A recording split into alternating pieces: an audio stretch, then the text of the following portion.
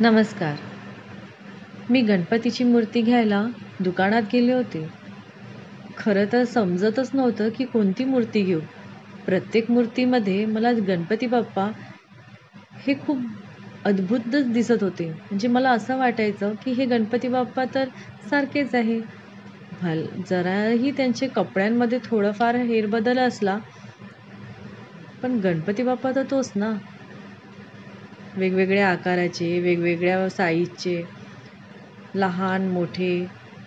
प्रत्येक मूर्ती पाहायला कशी अशी रेखीव होती. त्यांची नाके डोळी खरंच खूप उठावदार केली होती. मूर्तिकारांना सलोट असावा माझा. त्यांनी केलेल्या कामगिरीला तोडच नाही. इतकी छोटी बालगणेशाची मूर्ती पाहिल्यानंतर मन प्रसन्न होणार नाही का आपलं? मला तर समजतच नव्हतं, कन्फ्यूज झाली होती की घेऊ तर घेऊ कोणती मूर्ती? असं वाटायचं की या सगळ्या मूर्ती घेऊन जाऊया. पण असं होत नाही ना. परत दुसऱ्या दुकानामध्ये बघितल्या आम्ही मूर्ती.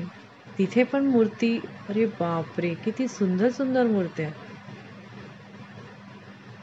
हे करणारे तिथे कामगार होते, मूर्तिकार होते. काही मुली त्या गणपतीच्या मूर्तीला आभूषण घालत होती.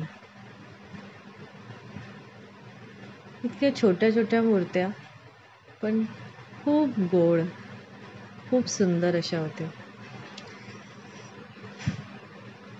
आपल्या घरी गणपती बाप्पा आणायचा तर कोणत्या कलरचा आणायचा, त्यांचा ड्रेस कसा असावा, कोणत्या सोंडेचा असावा, कितीतरी प्रश्न मनात होते.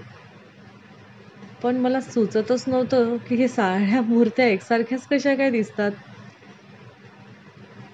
हे कुणी म्हणायचे की नाही ही मोठी आहे, ही छोटी आहे, यांचा चेहरा इकडून तिकडून, पण मला तर त्यात काही असं दिसायचंच नाही. मला सगळे गणपती बाप्पाच्या मूर्ती सारख्याच दिसायच्या.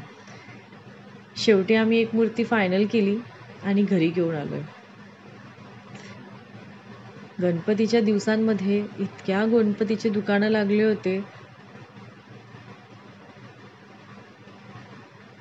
प्रत्येक मूर्ती पहा किती किती सुंदर वाटते. त्यांचं नक्षीकाम किती सुंदर वाटते.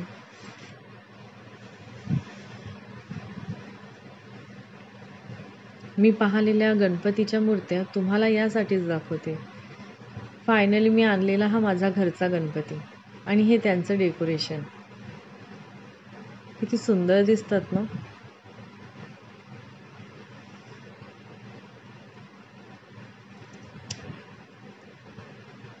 मुलांनी मिळून केलेलं डेकोरेशन आहे.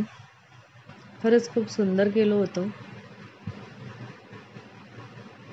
लहान लहान मुलांच्या मनामध्ये असलेल्या ज्या भावना असतात त्या या डेकोरेशनातून पुढे येतात असं वाटतं मला. गणपती बाप्पाची येण्याची आवड सगळ्यात जास्त घरातल्या लहान मुलांना असते.